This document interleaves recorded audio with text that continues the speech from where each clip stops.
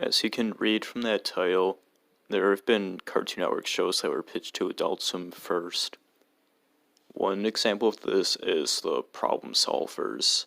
Sorry to remind you of that show's existence. Anyway, while that may not seem like such a big deal in even like near surface level knowledge, it gets more interesting when you think about how these shows could have been totally different when they were shown to Adult Swim, like more quote-unquote standard for a mature audience, and how much more vulgar even they could have been. And we've never seen how these went down, so we'll never really know for sure. I'd also like to just talk about other shows that kind of started out more like that before going on Cartoon Network, even if they weren't shown directly to Adult Swim. Like, Regular Show, for example, started out as 4 in the AM PM and had people turning into Pops and Benson from doing drugs in a convenience store. And I've heard even Adventure Time was suggested for Adult Swim.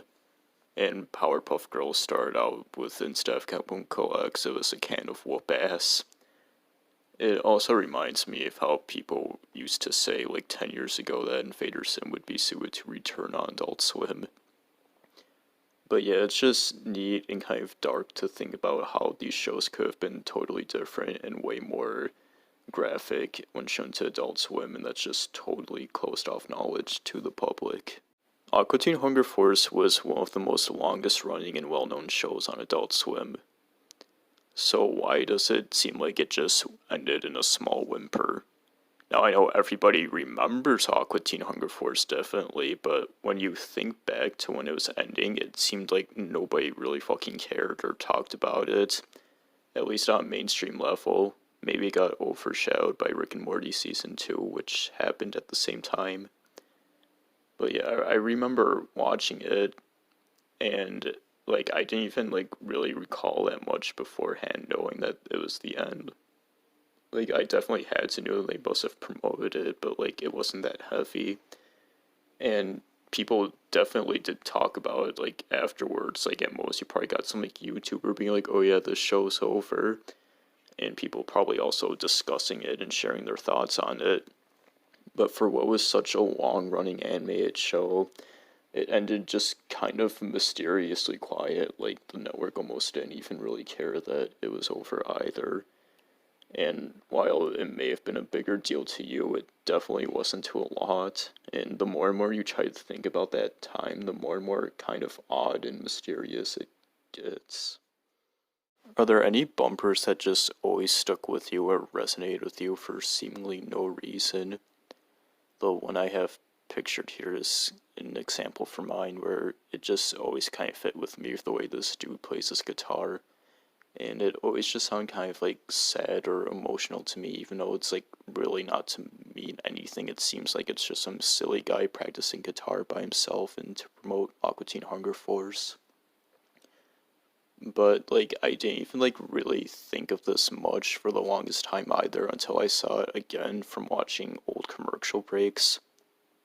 And like it just instantly like flashed back to me of watching this back then, and like it even feels more sad now trying to think back with that time. And memories for other people can just be anything. It could be a promo like that or a trailer to a show. And text bumpers and even spot the logo ones. Like other more lighthearted ones I can think of are like the Captain Falcon text bump, but that's a bit more obvious as to why it stands out. But there's other things like the adults complaining about bees or their neighbors, or this one time a fan wrote a letter to them about their dog passing away. And then there's just like other certain trailers to shows that kind of stand out, like for Black Dynamite when they're hyping that up. But those are a bit more obvious. Like I'm thinking more so just like random text bumpers and kind of like my guitar example. And I feel like most everybody has like one of these that they can maybe think of if they go deep enough about it. It's just an interesting phenomenon. And sticking to similar vibes, All Times in Music Eastern instantly takes you back. Now, if you don't already know what that song is just by the title alone, go look it up right now and listen to it. I'll wait. And while it may not necessarily hit at first, wait until about 52 seconds in, and then you might instantly be like, oh yeah, and then have a big flashback just punch you in the face. There's not really all that much to the song, but it's just so melancholic and soothing and even unnerving to some, and it brings back a lot of memories from when they would show you their scheduled programming back then. The song is really powerful despite what it is, and it's just another interesting thing to discuss. And sticking even further to this, we have shared memories of watching the show during the mid 2000s. And I feel like everything I just said beforehand applies to this, but there's like other things, like a lot of people seem to share the exact same image of sitting in your room in the dark late at night, watching Adult Swim, feeling really soothed, really chill, maybe even unnerved by some things, but it's fun. And maybe you're staying up to watch a show like Aqua Teen or Metalocalypse, Boondocks, or maybe some sort of anime like Fullmetal Alchemist, for example, as mentioned in another video. And you can even go more specific than that, of just like making sure your parents don't know, or having some sort of coffee beverage that you're not supposed to, or just getting done playing PS2 or GameCube. And there's other more specific scenes you could set up of just lying in your bed with the TV on being the only source of light. And as general as I'm being with this, it's just really cool to see how many people can instantly have like the same image in their brain despite not knowing each other, ever seeing each other, all over Adult Swim. And that vagueness is going to put an end to this short layer.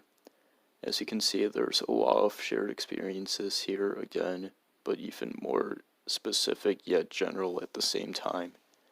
And there's only 2 layers left, and there might be some more specific details to describe through them, but it's also going to be more ones that you just have to think about on your own and relate to from your own experiences. And I'll hopefully have my voice sound less down, because I probably won't be as depressed or recovering from being sick then, as fucked up as my voice already is. But yeah, this is a shorter one, so it's out sooner, and I'll try to get the other ones out fast too when they're around the same length, if not just a bit longer. But yeah, thank you, and stay tuned for more coming up next.